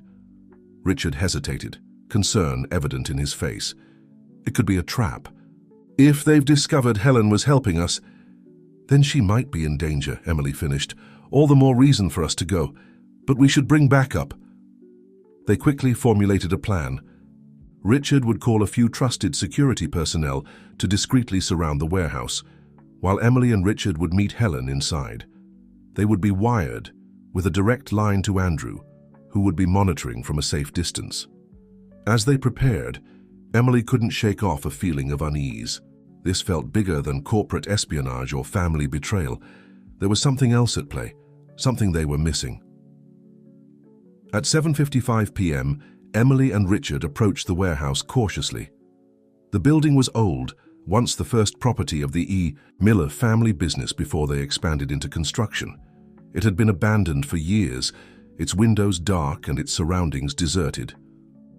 "Stay close," Richard whispered, taking Emily's hand as they entered through a side door. The interior was dim, illuminated only by the moonlight filtering through broken windows. The air was heavy with dust and the smell of decay. "Helen?" Emily called softly, her voice echoing in the vast space. "Helen, are you here?" A shuffling sound came from the far corner, and a figure emerged from the shadows. It was Helen, looking disheveled and frightened. "You came," she said, her voice trembling. "I wasn't sure you would." "We got your message," Richard said, approaching her cautiously. "What's going on, Helen? Why did you run?"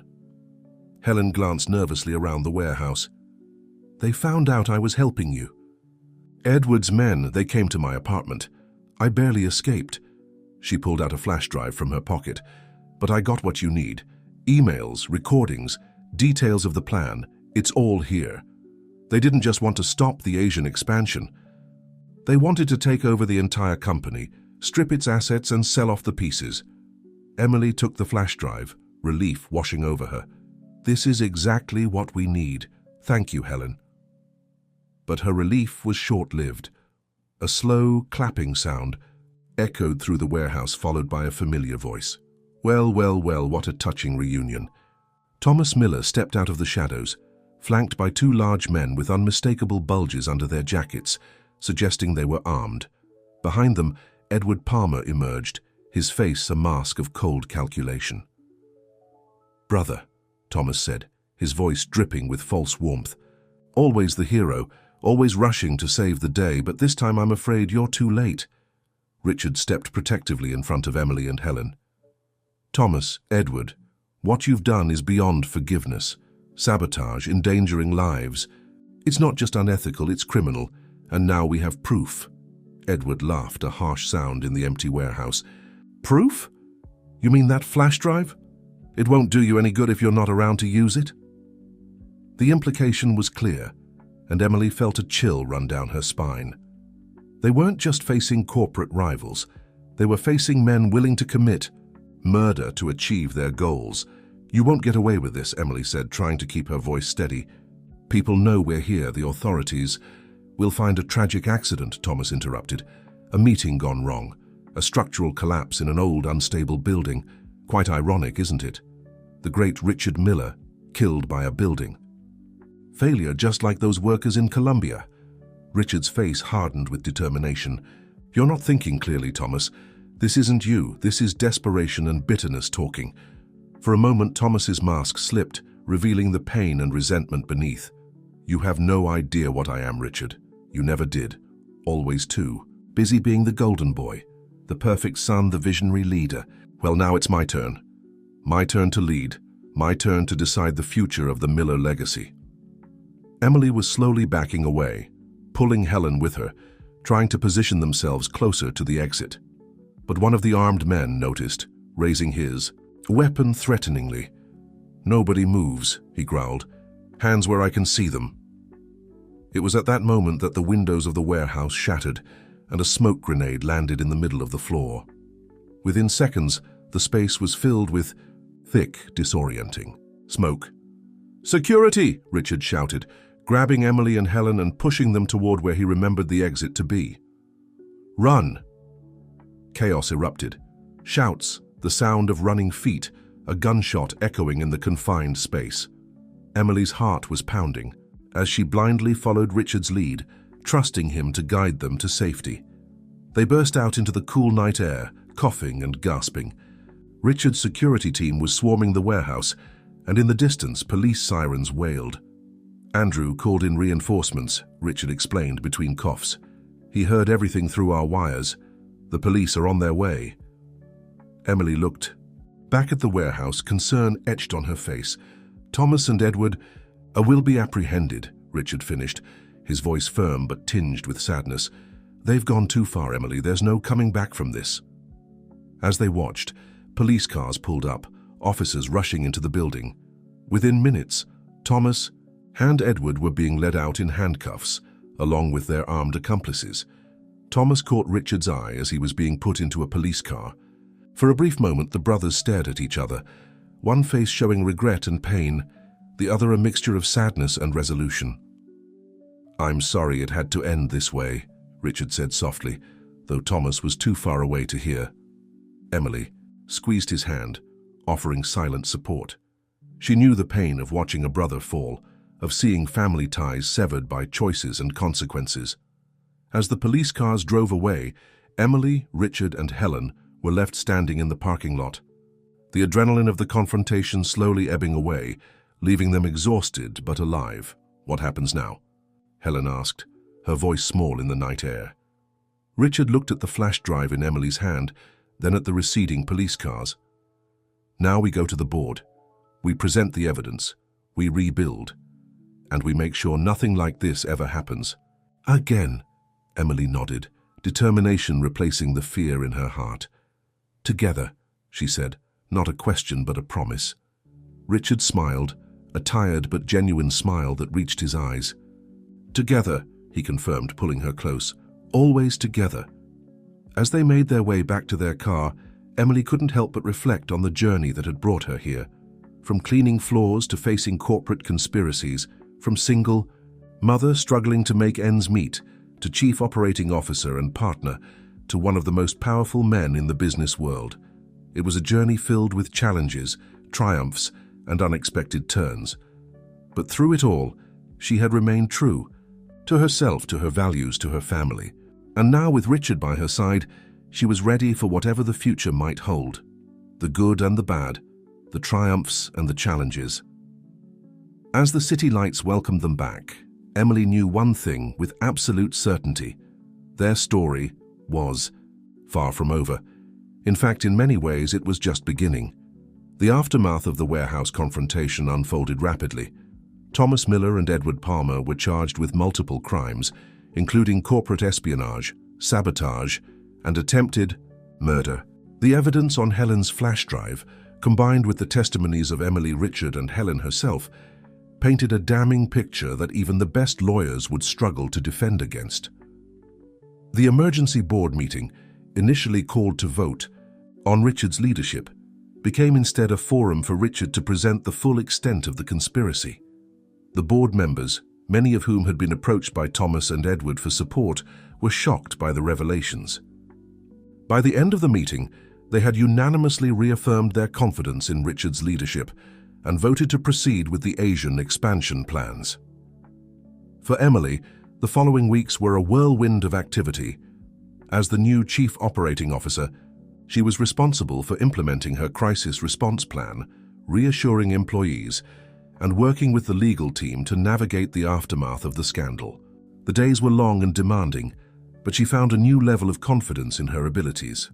One evening, about a month after the warehouse incident, Emily was working late in her office when Richard appeared at her door, a bottle of champagne. Turned 2 glasses in hand. "I thought we might celebrate," he said, holding up the bottle. "The final report on the Columbia accident was released today. All our injured workers are expected to make full recoveries, and the site will be ready to resume operations next month." Emily smiled, relief washing over her. "That's wonderful news, Richard. I've been so worried about those workers." Richard poured the champagne and handed her a glass. "You've been incredible through all of this, Emily. The way you handled the crisis, the compassion you showed for the workers, the determination to uncover the truth. I fall more in love with you every day." Emily felt a warmth spread through her chest. "That had nothing to do with the champagne. I couldn't have done any of it without you, Richard. You trusted me, believed in me, even when others doubted." Richard's eyes softened as he regarded her. "I've been doing a lot of thinking lately. About us, about the future." He set down his glass and took her hands in his. "Emily Thompson, these past months have been the most challenging and the most rewarding of my life. And I know with absolute certainty that I want to spend the rest of my days facing whatever comes next with you by my side." Emily's heart began to race as Richard reached into his pocket and pulled out a small velvet box. Opening it, he revealed a stunning diamond ring that sparkled even in the dim light of her office. "Will you marry me, Emily? Will you build a life, a home, a future with me?" Tears welled up in Emily's eyes as she nodded, too overwhelmed for words at first. "Yes," she finally managed, her voice thick with emotion. "Yes, Richard, I will marry you." Richard slipped the ring onto her finger, his own eyes shining with unshed tears, before pulling her into a deep, tender kiss that spoke of all the love, respect, and commitment they shared. When they finally broke apart, Emily looked at the ring on her finger with wonder. "It's beautiful," she whispered. "It was my mother's," Richard explained softly. "She always said it should go to the woman who captured her son's heart completely. That's you, Emily. It's always been you, even before we met. I was just waiting for you to find me." The sentiment nearly overwhelmed Emily again. From janitor to fiancé of the CEO, it was like a fairy tale. But unlike fairy tales, their story had been built on real challenges, real growth, real love. "We should tell Jack and Chris," she said, thinking of her son and brother. "They'll be so excited." Richard smiled, checking his watch. "Actually, I may have already spoken to them about this. They're waiting for us at home with a celebration dinner. Jack helped pick the ring, you know. He has surprisingly good taste for a 12-year-old. Emily laughed, touched that Richard had included her family in this moment. "Let's not keep them waiting then." As they drove home, Emily felt a sense of completion she had never experienced before. Her family was expanding, her career was flourishing, and her heart was full. The journey from the day she had interrupted that fateful meeting to this moment had been extraordinary, filled with challenges that had tested her resilience, her courage, and her heart. But through it all, she had remained true to herself. The same integrity that had compelled her to speak up that day had guided her through every decision, every challenge, and had ultimately led her to this happiness. When they arrived home, Jack ran to greet them, his eyes immediately going to Emily's left hand. Seeing the ring, he let out a whoop of joy and threw his arms around both of them. Chris, watching from the doorway, had tears in his eyes as he came forward to embrace his sister and future brother-in-law. "Welcome to the family, officially," Chris said to Richard, his voice thick with emotion. "I couldn't ask for a better family to join," Richard replied sincerely. As they settled in for their celebration dinner, Emily looked around the table at the faces of those she loved most in the world. Jack, animated and excited, already planning his role in the wedding. Chris, his eyes brighter and his health improving under the better care they could now afford. And Richard, looking at her with such love and admiration that it made her heart swell. From the lowest point in her life, she had risen to find not only professional success, but also personal fulfillment. The journey had not been easy, and she knew that challenges would continue to come their way, but with this family by her side, she felt ready for anything. As they raised their glasses in a toast to the future, Emily knew that her story, their story, was just beginning.